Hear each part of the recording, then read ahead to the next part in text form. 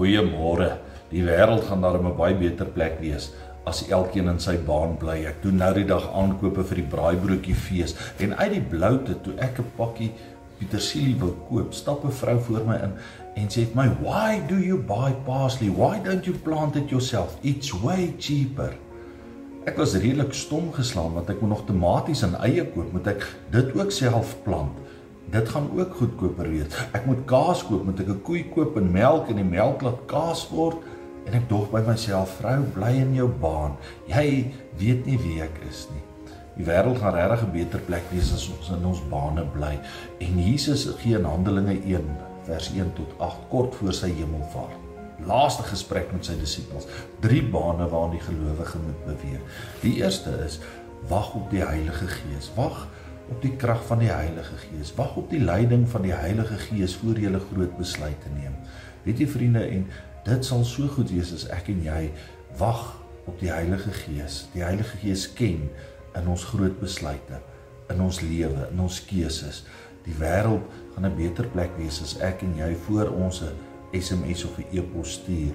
Wag vir die leiding van die Heilige Gees. Langehoven het dit lankal gesnap toe hy sê, as jy kwaad is vir iemand, skryf 'n brief, pos dit oor 'n week.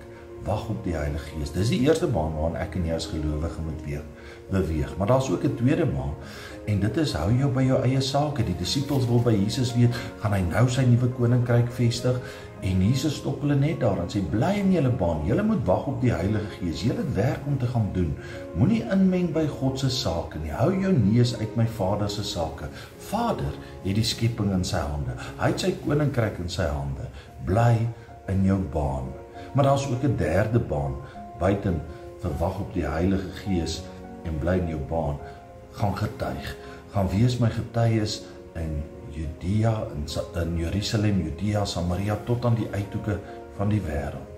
Weet jy, daar's 'n pragtige kommentaar oor Dr. Livingstone, David Livingstone se lewe. H.M. Stanley, 'n joernalis, gaan besoek hom en na hy hom in Sentraal-Afrika opgespoor het, skryf H.M. Stanley, ek is so beïndruk met hierdie man se lewe. As ek nog langer saam met hom gebly het, sou ek nie anders kon as om ook 'n Christen te wees nie.